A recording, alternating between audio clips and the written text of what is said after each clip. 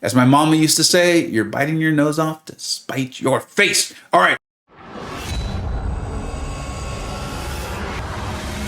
Hey, welcome back to the channel. All right, these are my first 5 rank 3 7-star champions. These feel like a big deal. We got 8.4. I just finished up. We got spring cleaning coming too. So I don't feel like the floodgates have necessarily opened, but like I did in my spring cleaning prediction video, I did say 8.4 rewards were really super nice. There's been a big jump up in decks and things like that in people's accounts. So this feels special. These first 5, we picked them. I love all of these champions. And while I've done videos on, I believe, 3 of them, and I've done a lot of videos on 3 of them, I think all these fights are still going to open up people's eyes. I'm excited to show you this. And then if there's one where you're like, hey, dude, can you please do a showcase on this or that? Please let me know. That's always really helpful. But I will call out if I've already done a bunch. You can go to the playlist on my channel. They are phenomenal. They are amazing. And as always, I'm going to do my best to kind of talk a little bit about how to use them. Let's get started on this. So this is going to be Dani Moonstar against Nick Fury. I'm doing this because I know there's been a lot of people showing her doing phenomenal, amazing things. But this was the one. This is the one that, like, her buff just fixed it up so much. The SP2, and when the neuroshocks go on at the beginning and the end, oh, this is so good, right? We're going in. This Nick wasn't ascended, but honestly, you watch this and you'd be like, it would not have made any difference. A lot of people will ask me this question: does she need to be awakened? Yes, you definitely need her awakened. The higher the SIG, the better on this, but I think at SIG 40, I've got already like an 80-85% chance to cancel out Nick's second life because it's the neuroshocks. The other point of her awakened ability is the marked passive. That's what's killing like your Herculeses and stuff, okay?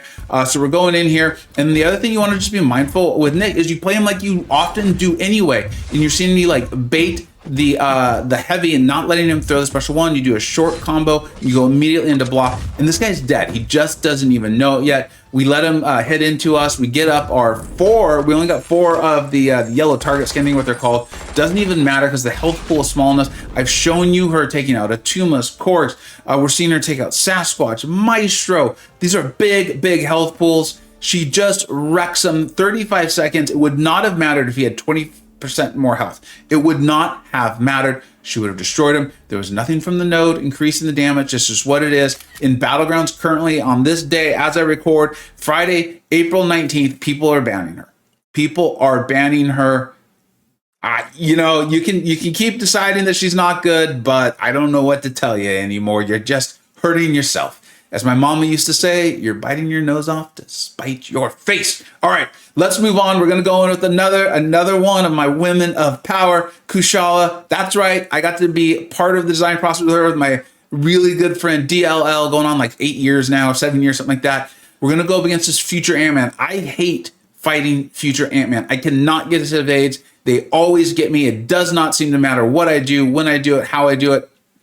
And one of the reasons she's so mid, and this isn't like her ideal matchup, but I want to show you how good she can be for it. We're still going to let his initial armor up fall off. I don't know if you need to do that. It's just what I'm in the habit of doing. When you get up her blessing, she gets plus 35% for her effects and her parry mastery. That's why you often see me and others use her against Domino as well. So we've got our parry. That's getting the first one on the left. That's the one that's going to heal back on blocks. It's the one that's going to also allow you to block unblockable attacks. We're landing the heavy, which is going to trigger the yellow one. We're going to keep this simple, right? And that's going to do a couple different things. It's going to increase our damaging effects, but this is what I love, and I've talked about this about a lot in streams and other videos, is I feel like the invisible AI manipulation effects, right? So your non-intimidates, your non-debuffs, the ones like future Ant-Man has with his swarm and Kushala has with the yellow blessing, I'm sorry, I can't remember the name of the term, are going to make him act more aggressively. So this is a beautiful place because we're going to go to the Soul Barb, which is the SP2 with Kushala. So the more armor ups he has, the more damage this fool is taken.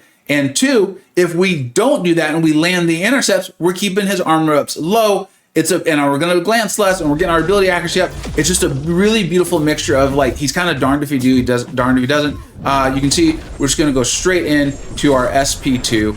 He's got those fury buffs. He's got the ignition buffs. He's got the 3 armor ups, and we're just keeping this simple. We're just keeping this simple. He's playing in for us. We're going to block this. You can see we get the rejuvenate. We're healing back up. Looks like I took a little bit of the last butt, but we're at 99%. I also have respect into the healing portion of the relic, which is really, really helpful. I will eventually get out a relic video because some of them can be nicely helpful. It's not going to turn your champion into a whole new thing, well, with Venom. But here, it's a really nice benefit. Allows us to basically end with a complete full health bar. That fight can go faster. 50,000 points. No one's ever going to be upset about that. Absolutely love Kushala. No, she does not need to be awakened, as you literally just saw. Moving on, Photon, what I call like the perfect champion in this game, especially for Battlegrounds. She is a fantastic defender, and I've talked about getting out of Photon videos so many times. It's just every time I sat down to make one, I like would have ranked her to another level. I have a 6-star rank 5 Sig 200. I have a rank 3 Sig 20 Photon. She's that great. There was no debate for me when it came to science. The best one. This is the one I wanted to take up. Here we go. And I love using her to take her as a defensive option. And then if my opponent drafts, basically a Mantis, maybe a CGR, if I think they're going to know how to do the fight really well, Crossbones, also Bloodstone, that's starting to be about it. Maybe a Hulkling. I can just turn around and use her for a really annoying Mystic champions, other champions. And my favorite, though, is Shuri. And let me show you why. Photon can block non-contact attacks. So she's going to just be able to parry right out the gate. One of the most annoying things about Shuri, right, is you gotta basically sit there and let her head into your block, then she's gonna throw with her and get untouchable, and you have to wait that out. But not Photon. Photon not only can parry them, but as you're about to see, when Shuri gets her untouchable, it doesn't matter because Photon's medium attacks will not miss. Additionally, when we go into our blue light form, you're going to see me back up. I'm going to back up and trigger it right here. You see it. We finished that off. So we're going to be able to just go in. Doesn't matter that Shuri has gone untouchable. Actually, I don't think she did. But if she did, it wouldn't matter. All of these would be making contact anyways. We even get a nice miss mechanic there, so I didn't have to worry about trying to evade Shuri specials or anything like that. And then that right there was the other thing I absolutely love. If you get stunned with Photon, you trigger your own untouchable for a period of time, so you can really dive in. I was clearly late. I'm shocked that I didn't parry me there and stun me and have me take a bunch of damage, or they would have tried, but I would have just gone untouchable. Wouldn't have mattered. Go in. Oh, God, I love Photon. I love Photon. She is like the ideal Battlegrounds champion for me because I can draft her, place her on defense, cause total problems for my opponent. If they draft a good counter, cool. I'm just going to use her on offense. It's all gravy from here. All right, America Chavez. I've been talking about America Chavez for years, right? One of the first buffs I ever covered, and I was like, we got a Battlegrounds monster. And then there, and people even made fun of me. They're like, yeah, Vega and SSX and Chavez moments, and they thought it was just the tactic, and then it was just this, and it was just that. And I was like, no, she's got a place. Trust me on this. And now I openly talk about her being the best Mystic or most relevant or most valuable 7-star Mystic in the game. And people are like, yeah, of course, we agree. Here we go. We're going to show you going on this node. This is Hulkling, right? Hulkling's a tough fight as it is. Then he's on a node who's going to get more power. I can't think what the name of the thing is. Rich get richer. Inevitable power efficiency. All of these things with Hulkling could be a real menace and force of will. This is one of the reasons why I call her the most valuable, because she's so unique in the Mystic class with not relying on nullifiers or anything like that. And whenever we do a Hulkling fight with Chavez, you're going to start off, what's going to cause this to go wrong? He's going to gain a bunch of power, and he's on the node. So we're going to finish our heavies. We're going to get up at least a couple of our purple dimensions, is what happens when you let the heavies finish off. And then he's going to get all of these buffs, which is going to make her hit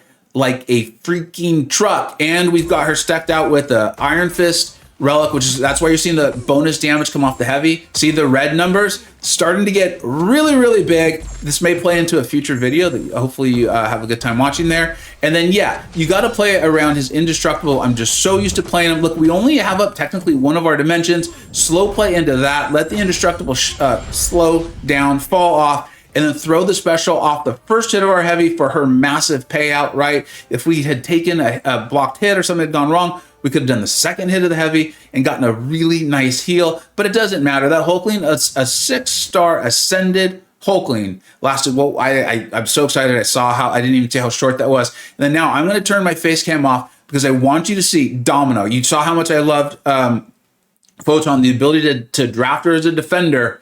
And then if they pull a counter, turn around and put her on offense. Check this out. I love Domino. Oh God, I can't wait to watch this with you. Remember, this is Maestro. He's got a massive health pool, gonna start glancing things. No one likes glancing. Incredibly tough matchup against a continuously celestial opponent in Odysseus over there at SSX. Here we go. He had me totally cornered. You can see him even losing the Battlegrounds match at this point, and here we are. Yeah, I think I just made another big mistake. Damn.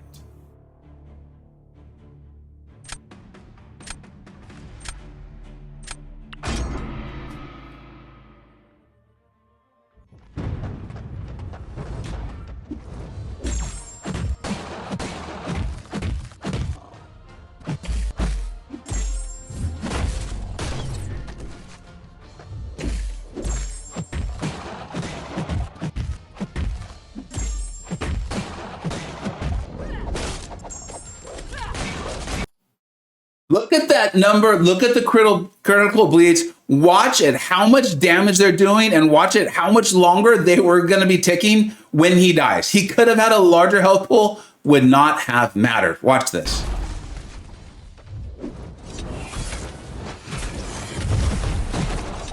That we had. Oh, I love her.